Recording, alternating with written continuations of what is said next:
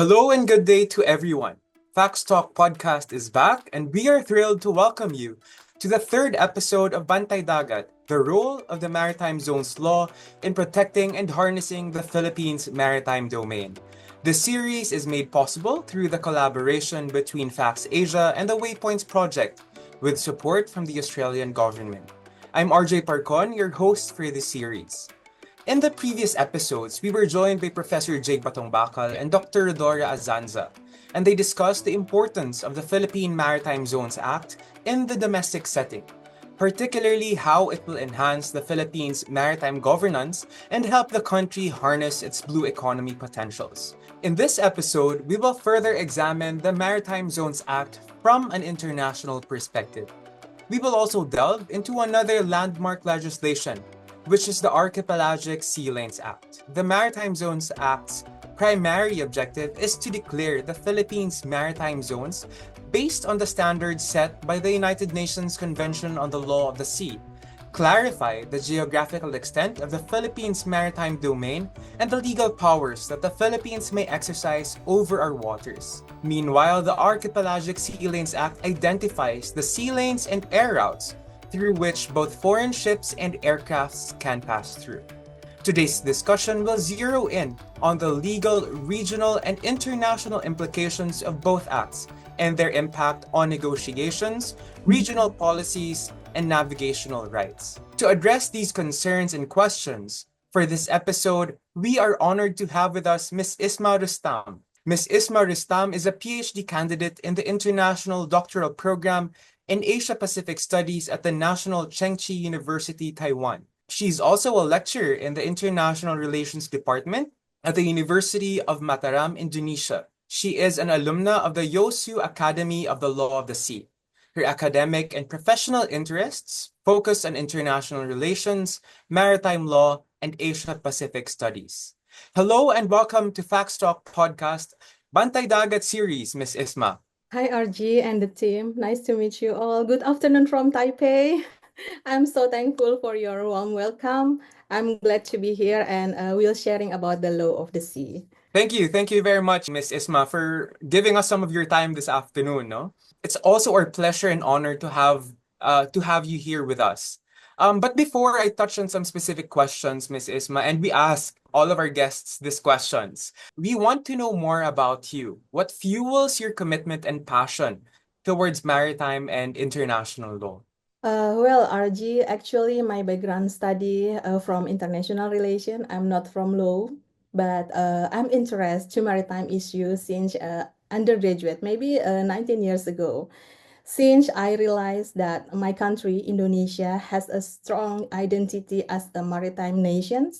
We have more than 17,000 islands, so I focus to look into some maritime issue in Indonesia and consistent to write some paper related to the maritime issue. For example, about the archipelagic state, about the archipelagic sea lanes, about the regulation like traffic separation scheme, particularly sensitive sea area, as well as I published some paper about the Indonesia-Philippines cooperation in Sulu Celebes Sea. You've mentioned you've been in this space for 19 years already, and for sure, you've seen so many developments in the area of, especially in this area in Southeast Asia. You've also mentioned the importance of having a maritime and archipelagic nation, and I guess the Philippines and Indonesia are both in that the same perspective. Getting its archipelagic house in order is very much important. From an international perspective, can you further discuss the difference between a maritime zones law and an archipelagic sea lanes law? The distinction between the Maritime Zone Act and the Archipelagic Sea Lanes we can see in their scope, in their application, and the specific maritime interests they address. Both MZA and ASL are part of international law governing the use of the seas and ocean, but they manage two different legal and geographical contexts. The first about the MZA. MZA provide provisions concerning the extent of jurisdiction and sovereignty and archipelagic sea lanes, govern international shipping and navigation routes. For the Maritime Zone Act is by the definition, this is a piece of legislation that defines the rights and jurisdiction over the nation maritime areas, Indonesia, Philippines, right? These areas are critical for determining the extent of countries' control over the ocean, seas, and also their resources. According to the UNCLOS, in the part four about the archipelagic states, MZA can refer to laws that define the maritime area a country. We know that the MZA includes territorial sea extending up to 12 nautical miles, contiguous zone up to 24 nautical miles, and the exclusive economic zone, right? Extending up to 200 nautical miles, and also a continental shelf. And that is about the MCA. And the second is Archipelagic Sea Lane. This regulation has broad implication of for navigation rights. Similar to Indonesia, as archipelagic country, we should designate routes that ship and aircraft can use to navigate through the archipelago. In UNCLOS, the Article 53, it explains where when every state can designate their sea lanes and air routes within these waters to enable a foreign ship to exercise the right of archipelagic sea lanes passage. This passage allows for the continuous transit of foreign vessel and enabling the right of navigation and overflight in the normal mode. These lanes, archipelagic sea lanes, will ensure that vessel and planes can navigate through the archipelagic waters without interfering with territorial integrity, which aims to balance the right of coastal states, our state, with the freedom of navigation for international vessels. I can say in the simple terms that ASL provide a framework for navigating through the archipelagic region while respecting the sovereignty of the countries.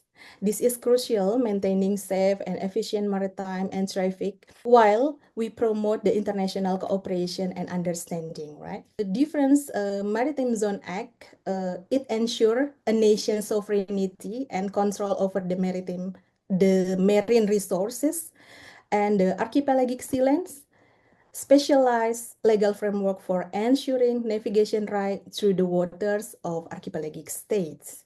Yeah. Thank you. Thank you, Miss Isma. As you've mentioned, no, there are differences, especially those that are focused on scope, application, and the maritime issues that they actually try to address. While this is so, both are actually very important and critical in improving the country's maritime governance framework. In your perspective, how does the alignment of the Philippine Maritime Zones Act with UNCLOS and the 2016 Arbitral Tribunal ruling enhance the Philippines' legal standing in international maritime disputes? Well, about the alignment, Maritime Zone Act provide a clear legal framework for defining and managing a country's maritime zone, including the territorial seas, exclusive economic zone, continental shelf. This clear legal framework will help in asserting and defending a country's maritime right. Our interests in areas with the overlapping claims, because the MZA, this Maritime Zone Act, is under the umbrella of UNCLOS and arbitral award. So I have some point to explain. The first about the Philippines MZA, Maritime Zone Act, will enhance Philippines' legal position in international maritime dispute. Because I can take an example. The location of the second Thomas Shoal, which located in the exclusive economic zone of the Philippines. It less than 200 nautical miles from Philippines, right? From the Palawan. We can read it in the paragraph 399 of Arbitral Award. So as I mentioned before that, MZA is under the umbrella of UNCLOS and Arbitral Award. And the second point that by incorporating the arbitral decision into your national legal frameworks, the Philippines strengthen its legal claim to the dispute waters and islands. Maritime Zone Act also significant laws that emphasize the importance of our maritime and our archipelagic identity. Identity is something important for a nation. Identity can be formed by the geographical condition, by the history, by the social culture attributes, right? Indeed. Thank you, Miss Isma. And you've mentioned so many important things, right? But I want to zero in on what you've mentioned earlier that having a Maritime Zones Act that is actually compliant with international law, including UNCLOS, can actually help a country defend its maritime rights and interests, especially and also especially increase the veracity, if I may, of its legal position. Um, so we've already discussed the importance of the Maritime Zones Act. And in terms of the Archipelagic Sea Lanes Act, how vital is it for the Philippines, for example, to have a archipelagic sea lanes law? Yeah, Archipelagic Sea Lanes Law, ASLP, very, very crucial to designate because it relates to our jurisdiction and sovereignty, right? I remember that President Marcos said the alignment between the domestic law and international law UNCLOS will improve the capacity of governance and reinforce Philippines' maritime policy for economic development and national security. I think it was very clear and understandable. Again, I just want to highlight what you've mentioned that actually the Archipelagic Sea Lanes law is not just focused on defense, but as you've quoted our President Marcos, he also mentioned the importance of the Archipelagic Sea Lanes law, not just for national security, but also for economic development. And now, Ms. Isma, I'm also wondering, in your experience with ASEAN and the region, have you seen similar legislations within ASEAN? Maybe if so, can you identify some similarities and differences between these acts and the others? As far as I'm concerned, the fellow members of the ASEAN have enacted similar legislation. As we know that all the ASEAN countries is coastal except Laos. Laos is a landlocked country, right? But Vietnam, Brunei Darussalam, uh, Malaysia, Indonesia, Philippines. So I think they have Maritime Zone Act already. Let's take example Malaysia. Malaysia is a coastal state. Malaysia has regulation governing its maritime zone. In the baseline of Maritime Zone Act 2006, this act outlines the limits of Malaysia's maritime zones, including the territorial sea, the exclusive economic zone, and the continental shelf. This regulation will help Malaysia to manage and protect its maritime interests, ensuring compliance with the international law UNCLOS. It's quite similar with the Philippines MZA. In my country, Indonesia, same with Philippines, we have two law. The first is law number 6 of 1996 about Indonesian waters that regulates Indonesian maritime zone, including the territorial sea, archipelagic water, inland waters, because we are archipelagic, right? Indonesian maritime law has undergone several amendments due to some adjustment of bilateral agreement with neighboring countries with Indonesia, Philippines, Indonesia, Malaysia. So we need amendments. And about the Archipelagic Sea Lanes Law, government regulation number 37 2002 regulates the rights and obligation of foreign ship and aircraft in exercising of Indonesia Archipelagic Sea Lanes right. So based on that, Indonesia has three archipelagic sea lanes, same with Philippines. Thank you, Ms. Isma. And you've mentioned that within ASEAN, so many ASEAN member states already have their own maritime zones law and archipelagic sea lanes law, right? So we can also say that this is actually not new, and legislations actually have been used to assert sovereignty also, to help the countries improve their maritime governance as well, right? And you've mentioned earlier that in the case of Indonesia, because of some bilateral agreements, amendments were actually made on Indonesia's maritime zones law or archipelagic sea lanes law, right? Beyond alignment with UNCLOS, what are the practical challenges in implementing these acts, particularly with overlapping claims, for example, or complex maritime features? Yeah, of course, it will have many challenges in implementing these acts. Yeah, particularly as you mentioned of in overlapping claims. For my perspective as a international relations student, I'm student right now, the challenges in implementing those acts, particularly in the areas with overlapping claims, there are some different perception about the perception in understanding international maritime law. When coastal states make historical claim based on their territorial waters, which may not align with the UNCLOS definition. This different perspective will create a potential conflict. I'm not say conflict, but potential conflict because of the different perspective. And the other challenge, particularly in complex maritime features,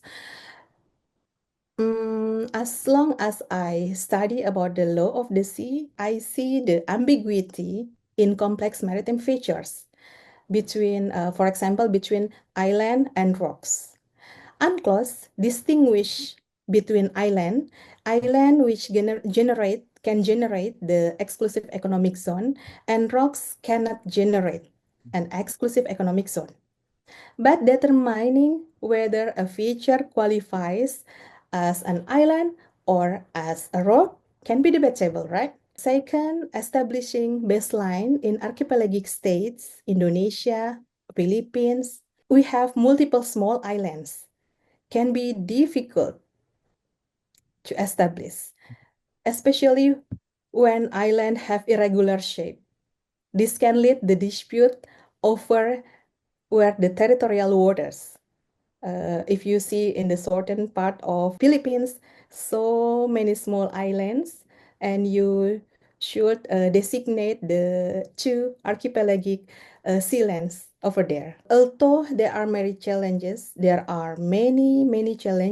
laws are essential for clarifying the country's right and our duties. You've mentioned that there are so many challenges, right, in the maritime space. Also, the Maritime Zones Act or the Archipelagic Sea Lanes Act can also be utilized in diplomacy and international relations, right?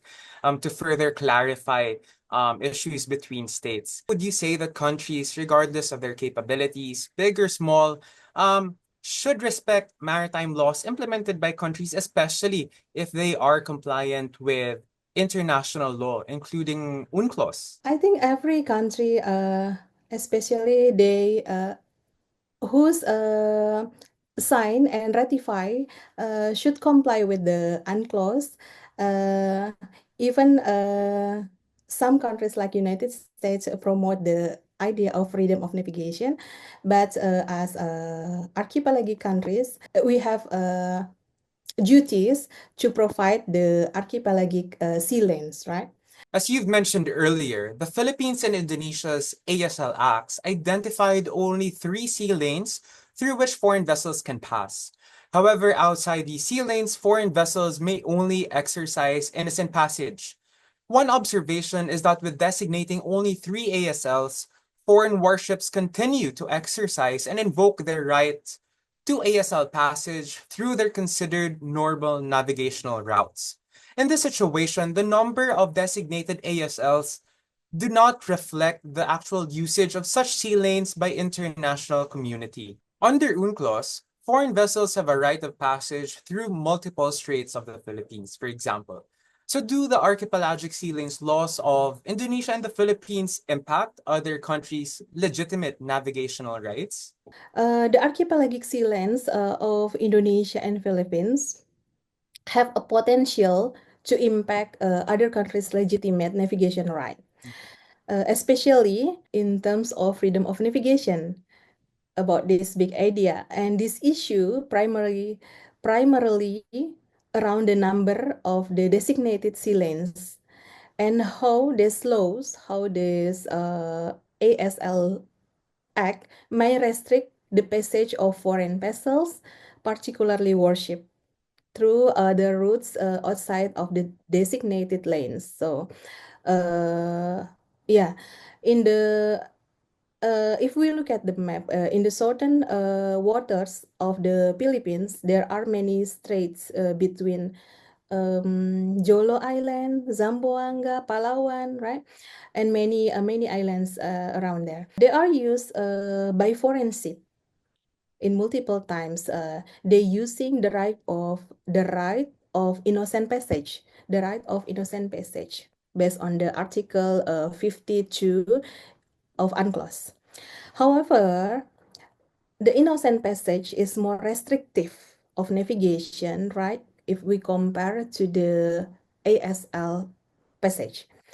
Under the ASL Act, a foreign vessel and aircraft are permitted to transit in a free, continuous, and are allowed to navigate in their normal mode of operation without unnecessary interruption. This framework, Archipelagic Sea Lanes Act, aims to balance the right of navigation for other countries with the sovereignty and security concern of the archipelagic states.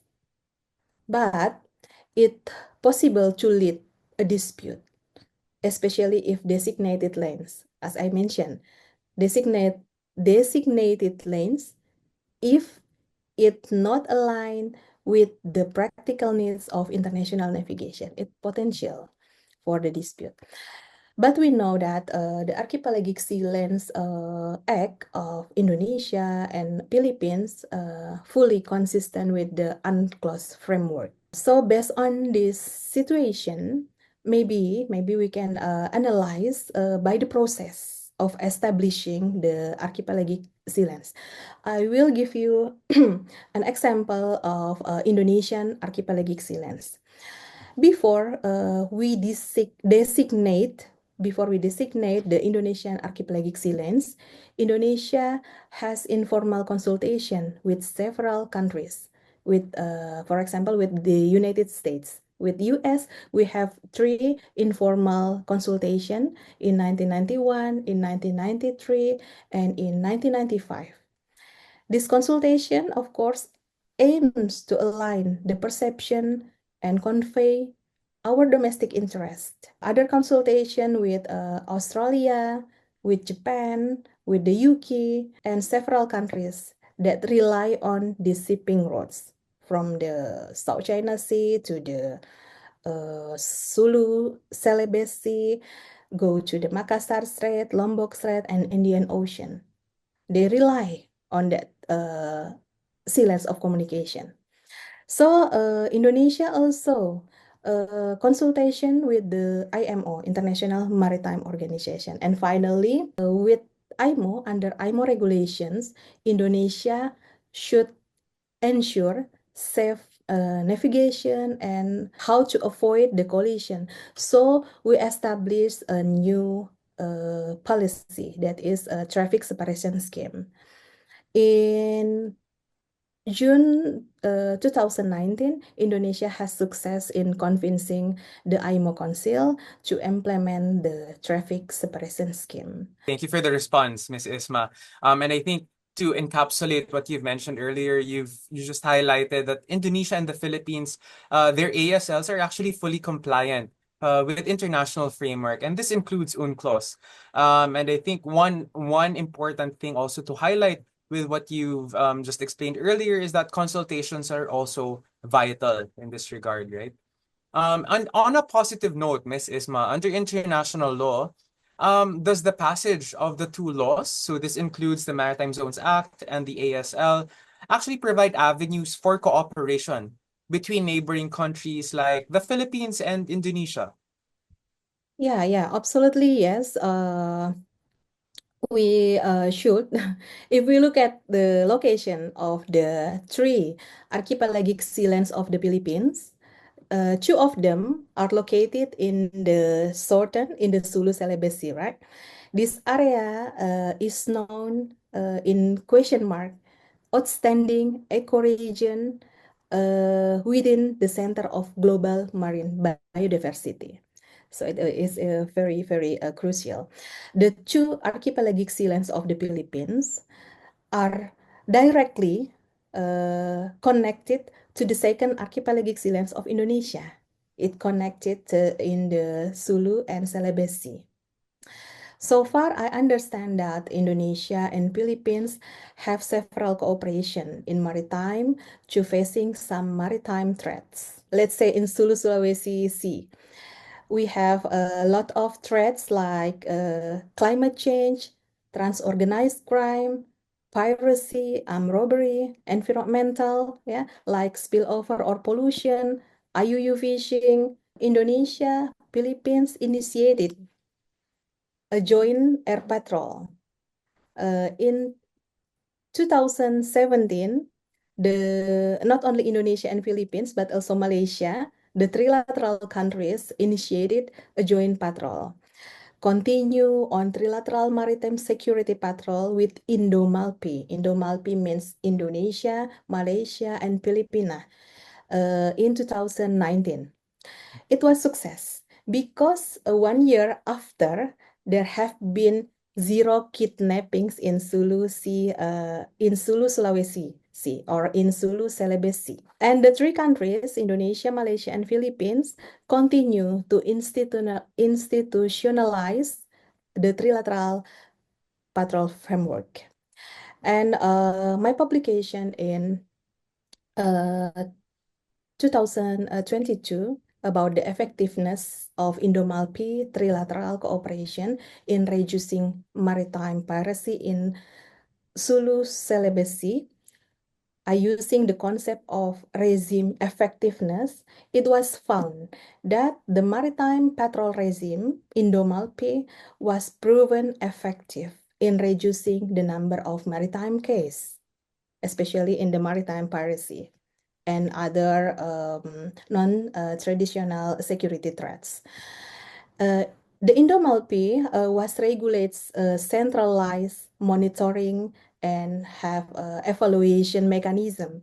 So the countries have implemented well-coordinated and integrated maritime, land, and air patrol.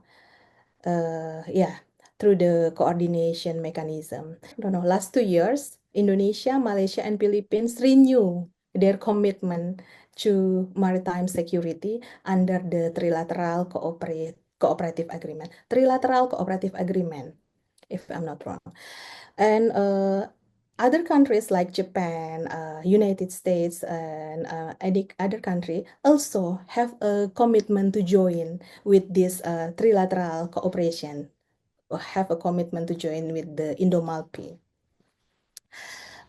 Beside of the Indo-Malpi, the neighboring countries, Indonesia, Malaysia, Philippines, and also Brunei Darussalam also established an economic cooperation initiative to strengthen transportation security and maritime borders, such as they conduct a sea linkage MOU to adopt variety policies between them.